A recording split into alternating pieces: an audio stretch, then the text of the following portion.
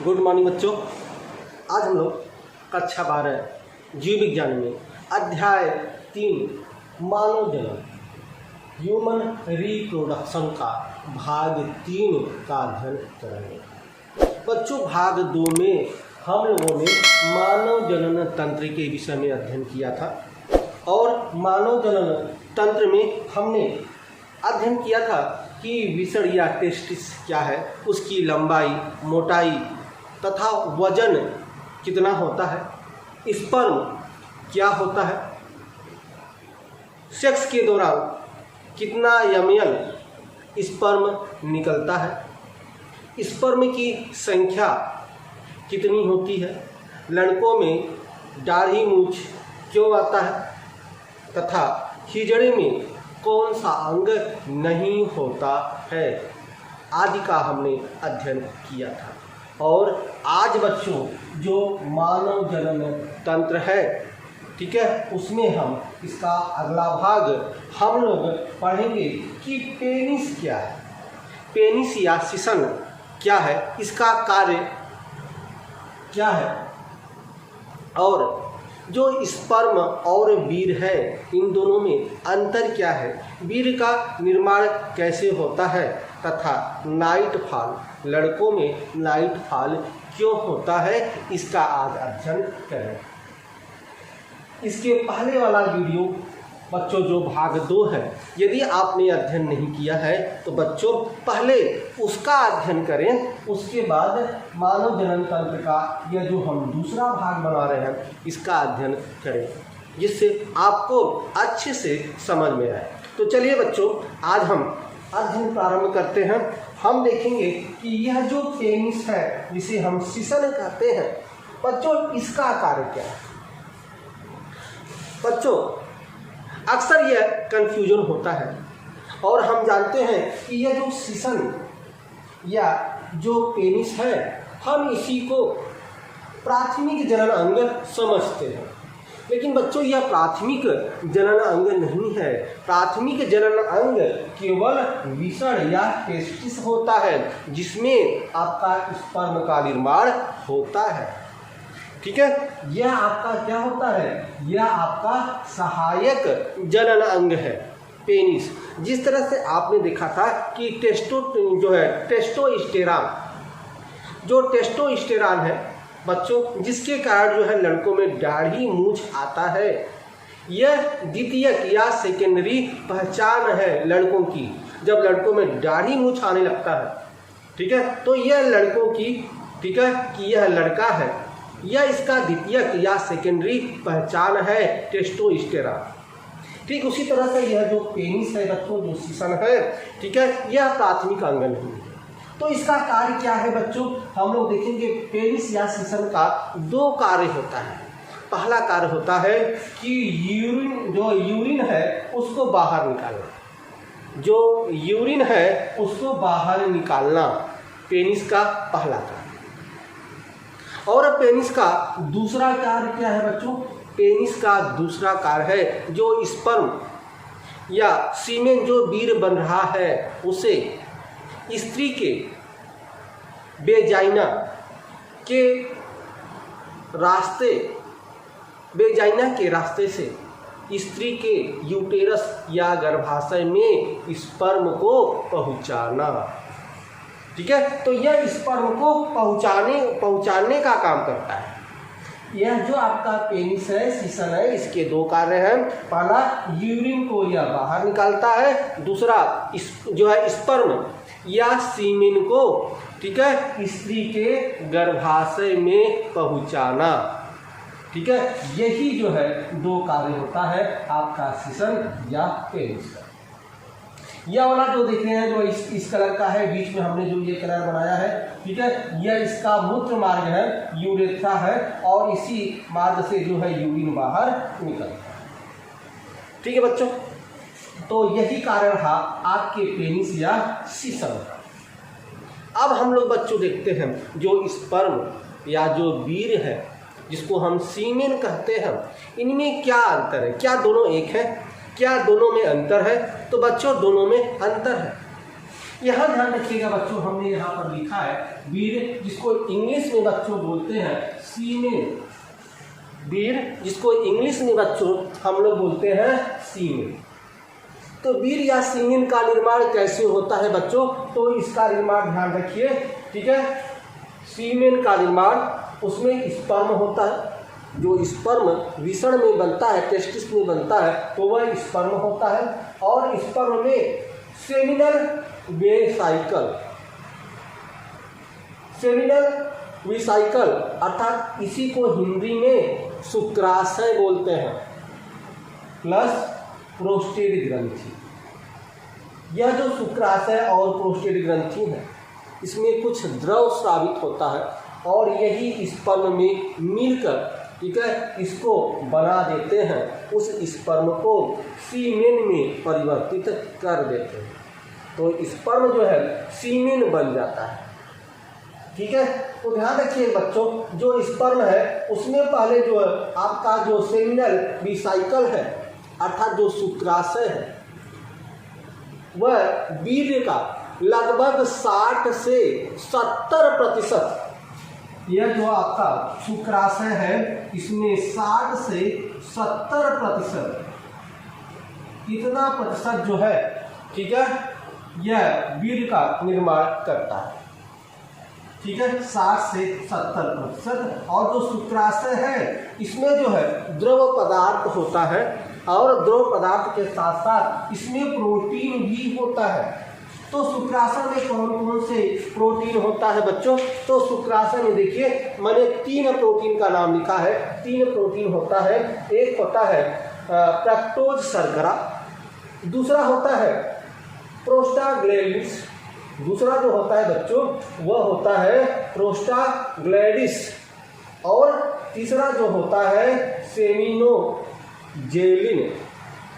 यह 3 जो है क्या है बच्चों, यह प्रोटीन है। तो स्पर्म में जो शुक्राशय है 60 से 70% जो है, जो वीर्य के निर्माण में अपना योगदान देता है शुक्राशय, और जिसमें कुछ द्रव पदार्थ होते हैं और यह 3 प्रोटीन होता है, और यह मिलकर वीर्य का अर्थात सीमेन का 60 से 70% निर्माण करता है। तो यह बच्चों जो आपका फ्रक्टोज शर्करा है, ठीक है, इसका कार्य क्या है, यह क्या करता है, जो आपका शुक्राणु है इस शुक्राणु को ऊर्जा प्रदान करता है। जो शुक्राशय में जो यह प्रोटीन है फ्रक्टोज शर्करा, जो प्रोटीन है, इसका कार्य क्या करता है कि यह शुक्राणुओं को ऊर्जा प्रदान करता है। जो स्पर्म है क्या करता है, उसको ऊर्जा प्रदान करता है। और दूसरा, ठीक है, दूसरा जो बच्चों है प्रोस्टाग्लैंडिन्स, जो प्रोस्टाग्लैंडिन्स है बच्चों, यह क्या करता है, ठीक है, यह स्त्री का जो वेजाइना होता है उस वेजाइना में संकुरण माने संकुचन को प्रेरित करता है।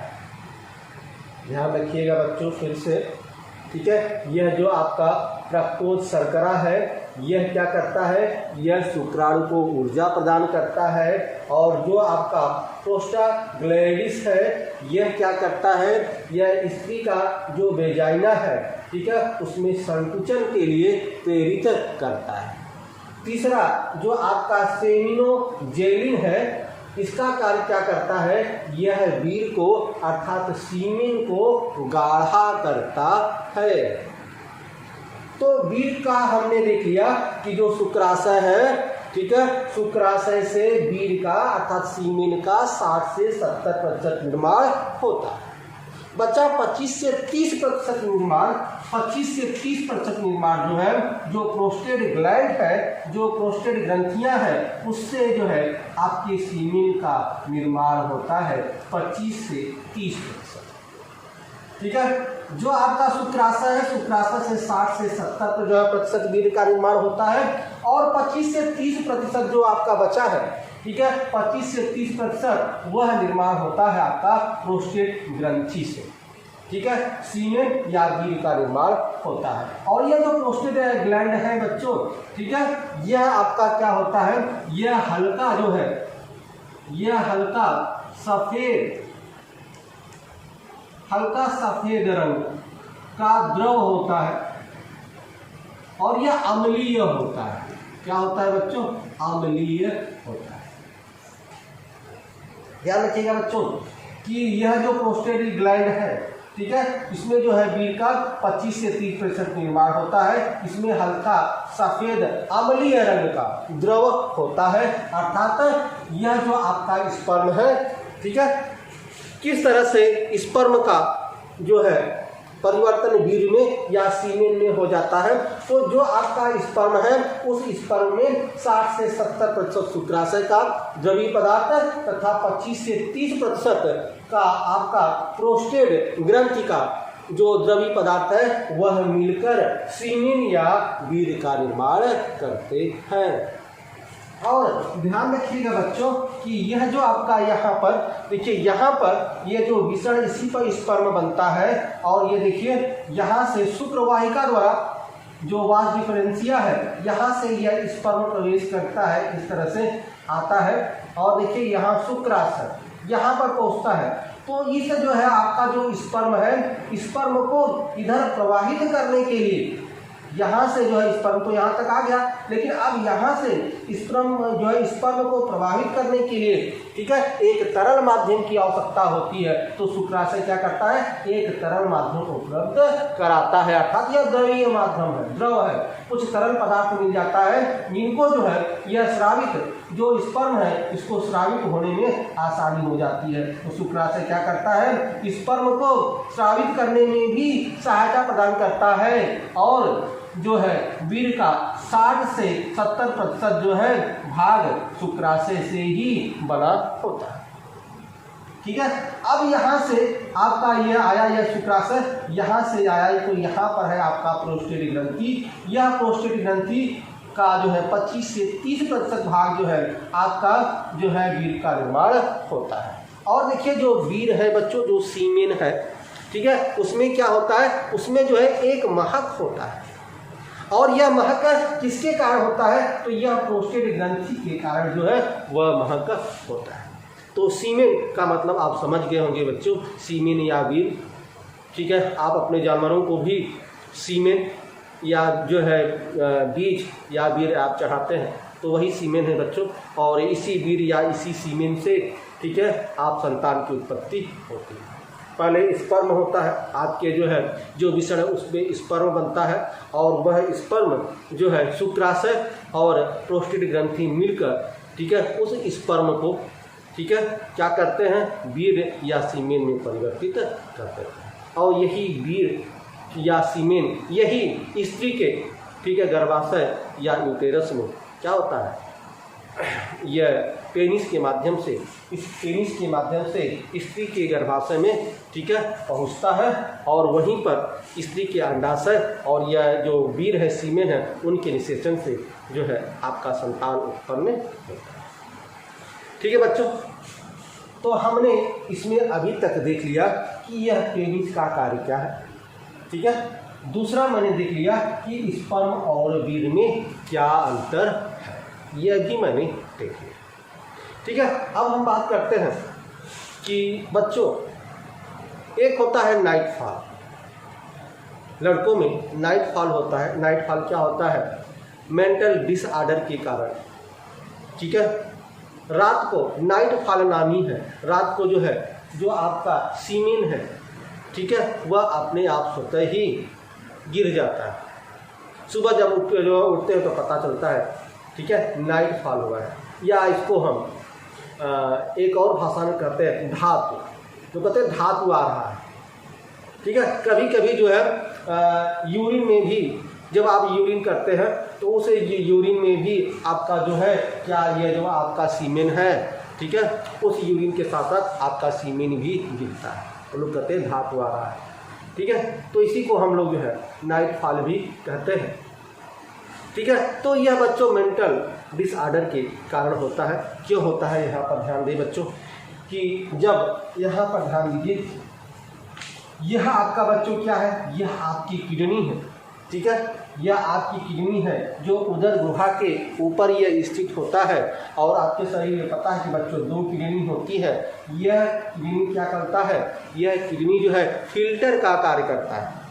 यह किडनी जो है फिल्टर करके जो गंदा द्रवीय पदार्थ होता है, ठीक है, वह मूत्राशय में आ जाता है। ठीक है, तो यह किडनी है, ठीक है, और इसको जो है फिल्टर करता है, किडनी फिल्टर करता है। और यह आपका मूत्राशय है, मूत्राशय की यह थैली है, उसमें जो है यह किडनी द्वारा फिल्टर होता है तो इस मूत्राशय में आ जाता है। अब इस मूत्राशय से यहाँ से आपका यूरिन चलता है, ध्यान रखिए, यहाँ से आपका यूरिन चलता है। और देखिए यहाँ से आपका स्पर्म चल रहा है, यह स्पर्म आता है इस तरह से, यहाँ स्पर्म भी चलता है। तो यहाँ देखिए यह एक संधि है। इधर से आपका जो है क्या हो रहा है, इधर से आपका यूरिन भी आ रहा है और इधर से आपका स्पर्म आ रहा है। और यहाँ से देखिए यह दोनों की माने यूरिन और स्पर्म दोनों के लिए एक ही नली हो जाती है, अलग अलग रास्ता नहीं होता, एक ही रास्ता होता है। अर्थात एक ही रास्ते से यूरिन भी निकलता है और एक ही रास्ते से आपका स्पर्म या सीमेन भी निकलता है। ठीक है बच्चों, तो यह बीच में देखिए यह प्रोस्टेट ग्रंथि है, यह इसके संधि पर होता है। जब हम अधिक, ठीक है, सेक्स जो है करते हैं या हस्तमैथुन की क्रिया करते हैं तो होता क्या है बच्चों कि अधिक सेक्स करने से, ठीक है, अधिक हस्तमैथुन करने से जो आपकी प्रोस्टेट ग्रंथि है यह दुर्बल हो जाती है। ठीक है बच्चों, यह प्रोस्टेट ग्रंथि क्या हो जाती है, दुर्बल हो जाती है। और नर में, ठीक है, प्रोस्टेट कैंसर बहुत अधिक मात्रा में होता है। सबसे अधिक जो नर में कैंसर होता है बच्चों वह प्रोस्टेट कैंसर ही होता है। ठीक है, और उसका कारण यही है बच्चों कि हम अधिक सेक्स करते हैं। अधिक सेक्स करने से, अधिक जो है हस्तमैथुन क्रिया करने से जो हमारा प्रोस्टेट जो ग्रंथि है, प्रोस्टेट ग्रंथि यह कैंसर का रूप ले लेता है। ठीक है, इसमें घाव हो जाता है। ठीक है, और यही प्रोस्टेट कैंसर हो जाता है। ठीक है, वह अधिक सेक्स करने या हस्तमैथुन की क्रिया करने से जो है यह जो है कैंसर हो जाता है। और नर में, ठीक है, यह बहुत अधिक जो है यह देखा गया है प्रोस्टेट कैंसर। ठीक है बच्चों, तो हमें हस्तमैथुन की क्रिया करना चाहिए, ऐसा नहीं कि नहीं करना चाहिए, लेकिन बहुत अधिक नहीं करना चाहिए। कि जब आप जो है बिना सेक्स के जब आप जो है वीर्य बाहर निकालते हैं, सीमेन बाहर निकालते हैं तो आपका शरीर दुर्बल हो जाता है और जो आपकी यह प्रोस्टेट ग्रंथियां हैं यह भी दुर्बल हो जाती है। बच्चों जो आपका स्पर्म है जब आप सेक्स करते हैं तो सेक्स के दौरान 15 मिनट में ही आपका स्पर्म बन जाता है। सामान्यतः 15 मिनट में ही स्पर्म बन जाता है। और कुछ लोगों को, ठीक है, 15 मिनट के पहले बन जाता है, 2 ही मिनट में बन जाता है। तो बच्चों यह भी डिसऑर्डर के अंतर्गत भी आता है। ठीक है, उसे भी संतान उत्पन्न होने में समस्या हो सकती है। ठीक है, तो यह एक रोग है। 15 मिनट से बहुत पहले या 15 मिनट के बाद, ठीक है, इस तरह से यदि स्पर्म बनता है तो वह भी डिसऑर्डर के अंतर्गत आता है। उसे डॉक्टर से सलाह लेनी चाहिए। ठीक है बच्चों, तो जो आपका जो स्पर्म बनता है सेक्स के दौरान वो 15 मिनट में बन जाता है। ठीक है, तो ध्यान रखिएगा यह जो आपका प्रोस्टेट ग्रंथि है, ठीक है, अधिक सेक्स करने या हस्तमैथुन की क्रिया करने से यह क्या हो जाता है, यह प्रोस्टेट कैंसर का रूप ले लेता है। जिस तरह से जो है शरीर को ऊर्जा के लिए जो भोजन आवश्यक है उस तरह से आपकी मानसिक ऊर्जा के लिए सेक्स भी जरूरी है। लेकिन जो है आजकल का जो हमारा समाज है, शादी विवाह आजकल के जो लड़के हैं वो बहुत अधिक एज में शादी विवाह हो रहा है। ठीक है, तो हस्तमैथुन की क्रिया, ठीक है, आप कर सकते हैं लेकिन बहुत अधिक नहीं कर सकते। ठीक है, तो बहुत अधिक करने से या आपकी जो प्रोस्टेट ग्रंथियां हैं वह दुर्बल हो जाता है और जो वीर्य या स्पर्म बिना सेक्स के, ठीक है, स्वतः ही जब वह गिरने लगता है, ठीक है, तो आपके शरीर में कमजोरी आ जाती है। ठीक है बच्चों, तो मेंटल डिसऑर्डर के कारण जब हम रात को सोते हैं, शादी विवाह आपका नहीं हुआ है, रात को आप सोते हैं और सोते समय आप सेक्स के विषय में, ठीक है, अधिक सोचते हैं, लड़कियों के विषय में अधिक आकर्षित होते हैं, उसी के विषय में सोचते हैं, स्वप्न देखते हैं। ठीक है, तो जब आप उस सेक्स के विषय में सोचते हैं तो सोचते समय ही वह स्पर्म बन जाता है। ठीक है, और रात को इसको हम नाइट फॉल करते हैं, जब हम सो जाते हैं तो चूंकि स्पर्म बन जाता है और वह स्पर्म जो है स्वतः ही गिर जाता है या गिरने लगता है। और अधिक सेक्स या हस्तमैथुन क्रिया करने से आपके यूरिन मार्ग से भी आपका यह वीर्य या स्पर्म निकलने लगता है। ठीक है, तो अधिक आपको नहीं करना। ठीक है बच्चों, तो हमें समझ में आ गया यह नाइट फॉल क्या होता है। ठीक है, यह मेंटल डिसऑर्डर के कारण होता है और जो आपका यह प्रोस्टेट ग्रंथियां हैं वो कमज़ोर हो जाता है और अधिक हस्तमैथुन क्रिया करने से प्रोस्टेट कैंसर भी हो जाता है। और कभी कभी बच्चों ध्यान रखिएगा, जब 40 और 45 साल के एज के बाद, ठीक है, कुछ लोगों को यूरिन करने में प्रॉब्लम होने लगती है।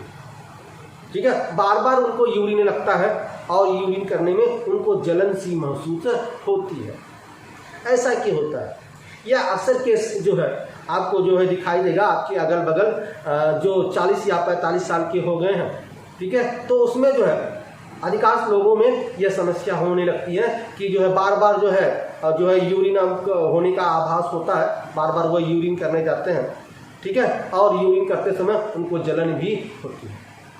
तो होता क्या है उनको कि 40 और 45 साल के एज के बाद जो यह प्रोस्टेट ग्रंथि है, यह जो है क्या होता है, प्रोस्टेट ग्रंथि जो है बड़ा हो जाता है, फूल जाता है। यह जो है प्रोस्टेट ग्रंथि 40 और 45 साल के एज में यह जो है बड़ा हो जाता है, फूल जाता है। जब बड़ा हो जाता है या फूल हो जाता है तो जो आपका यूरिन है, ठीक है, यूरिन को जो हम बाहर निकालते हैं इस पेनिस के द्वारा, उसको बाहर निकालने में समस्या होती है, अर्थात यूरिन अच्छे से बाहर नहीं निकल पाता है। यह किसके कारण होता है? यह जो आपके प्रोस्टेट ग्रंथि है, ठीक है, इसके बढ़ जाने के कारण यह। ठीक है, तो इसका जो है आप डॉक्टर से सलाह ले सकते हैं। ठीक है, तो इस तरह से जो है प्रोस्टेट ग्रंथि जो है बढ़ जाता है। तो प्रोस्टेट ग्रंथि के बढ़ जाने से जो है आपके यूरिन में समस्या हो। ठीक है, तो हमने यह भी देख लिया। और ध्यान रखिएगा, जो आपका यह किडनी है बच्चों, किडनी में कभी कभी जो है चोट लग जाता है। यह जो आपकी किडनी, आपको पता है कि दो जो है किडनी का, सॉरी बच्चों, यह जो आपका विक है, ठीक है, जिसको हम टेस्टिस कहते हैं, आपको पता है यह दो होता है इस तरह से। और यह पता है कि यह जो आपका जो यह गया है, यह क्या है, शुक्रवाहिका है, यह एक नस है। फिर यहाँ से यह आपका पेनिस से यह जाता है। तो कभी कभी जो आपका यह विक है, ठीक है, इसमें जो है चोट लग जाता है। जैसे आप साइकिल चलाते हैं तो साइकिल चलाने में भी चोट लग जाता है। ठीक है, गिरने से चोट लग सकता है, या किसी कारण से जब यह चोट लग जाता है तो इसमें सूजन हो जाता है, फूल जाता है, घाव हो जाता है, और जिसको हम कहते हैं हाइड्रोसिल। जब इसमें चोट लग जाता है किसी कारणवश तो इसको हम कहते हैं हाइड्रोसिल, और हम हाइड्रोसिल का ऑपरेशन करवाते हैं क्योंकि यह बहुत अधिक, इसका आकार बहुत बड़ा हो जाता है और यूरिन करने में, ठीक है, टॉयलेट करने में आपको समस्या होने लगती है। तो हमें हाइड्रोसिल का ऑपरेशन कराना होता है। और हाइड्रोसिल क्या है, इसी विक में या इसी टेस्टिस में चोट लग जाने के कारण होता है। इसका आकार बहुत अधिक बढ़ जाता है और इसके अंदर जो है, ठीक है, द्रवीय पदार्थ जो है बहुत अधिक मात्रा में बहुत अधिक मात्रा हो जाती है। तो हाइड्रोसिल का ऑपरेशन किया जाता है। ठीक है बच्चों, तो इस तरह से हमने देख लिया कि जो है आपका पेनिस क्या है, ठीक है, पेनिस या सीसन क्या है, इसका आकार क्या है, यह भी हमने देख लिया। ठीक है, और हमने देख लिया कि किस तरह से जो है वीर्य या सीमेन का निर्माण होता है, यह भी मैंने देख लिया। ठीक है, नाइट फॉल किस तरह से होता है, जो धातु आता है बच्चों में, लड़कों में, ठीक है, वह भी हमने देख लिया। और प्रोस्टेट कैंसर भी होता है इससे, उसको भी मैंने देख लिया। तो एक प्रकार से हमने जो है मानव जनन तंत्र को अच्छी तरह से हमने इसका अध्ययन कर लिया। ठीक है बच्चों, और आपका जो है अलग से जो आपका ये विषण है, ठीक है, जो आपका विषण में, टेस्टिस में जो आपका स्पर्म बनता है, तो अलग से हम फिर से जो है हम इसको पढ़ेंगे कि विषण की पूरी संरचना क्या है, इसके अंदर विषण में क्या क्या होता है, ठीक है, किस तरह से स्पर्म का निर्माण होता है, ठीक है, और स्पर्म का निर्माण कहाँ होता है, विस्तार से हम इसका अध्ययन करेंगे, ठीक है। लेकिन उसके पहले हम अध्ययन करेंगे मादा जनन अंग। जिस तरह से हमने, ठीक है, मानव जनन तंत्र देखा और आगे वाले वीडियो में हम पढ़ेंगे मादा जनन तंत्र। मादा जनन तंत्र अर्थात मादा जनन तंत्र पढ़ने के बाद तब हम देखेंगे किस तरह से विषण में शुक्राणु का निर्माण होता है, शुक्राणु जनन, अंडाणु जनन, मादा में अंडाणु का निर्माण कैसे होता है उसका अध्ययन करेंगे। पहले इन हम जनन तंत्रों को देख लेंगे। तो अगले वीडियो में बच्चों हम मादा जनन तंत्र के विषय में पढ़ेंगे। जिस तरह से हमने देखा कि विषण जो है इसका प्राथमिक अंग होता है नर का, उसी तरह से मादा का जो प्राथमिक अंग होता है वह होता है अंडाशय, ओवरी, वह भी जोड़े में होता है। तो उसकी पूरी संरचना पढ़ेंगे, ठीक है, और किस तरह से मादा में जो पीरियड आता है, ठीक है, उस पीरियड के विषय में भी अध्ययन करेंगे। हम सभी विस्तार से मादा जनन तंत्र के विषय में भी अध्ययन अगले वीडियो में करेंगे। बच्चों, यदि आपको मेरा लेक्चर समझ में आ रहा है तो बच्चों प्लीज़, ठीक है, इस चैनल को आप सब्सक्राइब कीजिए, शेयर कीजिए और लाइक कीजिए। चलिए बच्चों, मिलते हैं आपसे अगले वीडियो में, तब तक के लिए बच्चों।